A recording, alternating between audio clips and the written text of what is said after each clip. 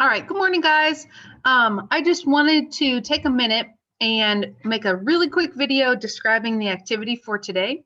So it's going to look a little bit different than anything we've done. So the first assignment that I have posted, actually, let me pull up our classroom. I know that right now it looks gray because they're not going to be posted till tomorrow morning, which is when we should be doing this, but I've posted a few things. So first of all, I want you to start with the migratory mapping day number 2. Okay, I know that sounds like it's not where you would start, but it's going to look like this. So migratory mapping, day number 1. So this is where we are. You're about to become a wildlife biologist for the class period.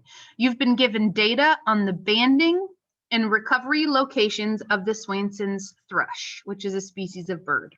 Your job is to plot the banding records on a map and determine the thrush's migratory route based on the plot locations. You can look at mine provided for the wood thrush if you want to see an example. You are to mark a colored dot according to the location and time of year. You will be given Cami to mark the dots.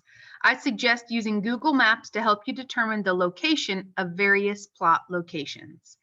Use the following color according to the season they were located. So for example, you're going to go through a whole slew of data points.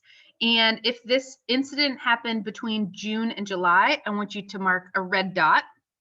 That represents their breeding range. If it's between August and October, please use a purple dot. That represents their southward migration. November through March will be blue, which is their wintering grounds, and then April through May is pink, which is their northward migration. So you should use 4 different colors. And for today, that's your only assignment. So I'm going to go back to Classroom and open up your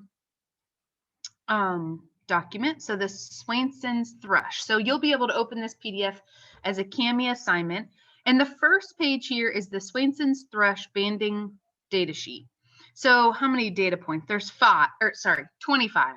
You'll go through, spend the period today going through and plopping 25 data points. If you look here, for example, number 1 says Swainson's thrush banded in Northwest California in June. So you're going to just put a dot in Northwest California. It doesn't have to be specific, just generally Northwest California. And since it's in June, remember to color code it. So if you look down, the second page is your map. So here's the map. Don't fret about the location, but do try to be as specific as you can be. As I said, I recommend using Google Images. I don't know where these cities and towns are. I had to Google a whole bunch of them. So don't stress about it. Google image it and then plop a dot. This date, the first data point was in June, so it's going to be represented by a red dot. So please use your Cami tools to plop a red dot in Northwest California. If we go back up, the second data point, you'll read what happens. But basically, these are 25 incidences where Swainson's thrushes have been somehow identified, whether they're, you'll read, some of them were successfully banded through bird research, which is awesome. Some of them dead bodies were found and they found a dead bird, right? So you'll go through all 25 data points for the Swainson's thrush.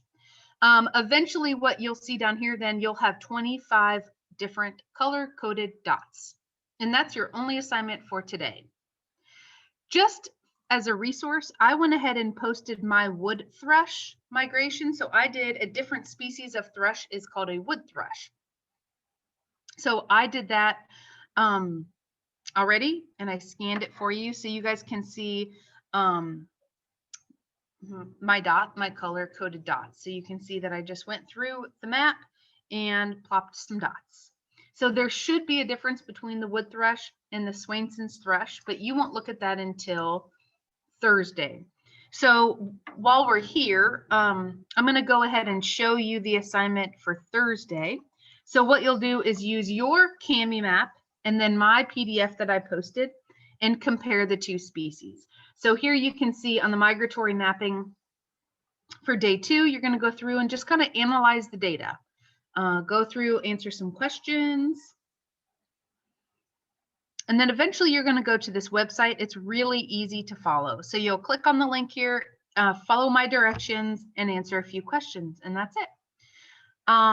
Okay, so again, that's 2 assignments. So your Tuesday and your Thursday assignment. As of now, I'm planning to do a couple little ed puzzles on Wednesdays. That should be pretty, hopefully easy and a little bit interesting. But all right, email me if you guys need anything.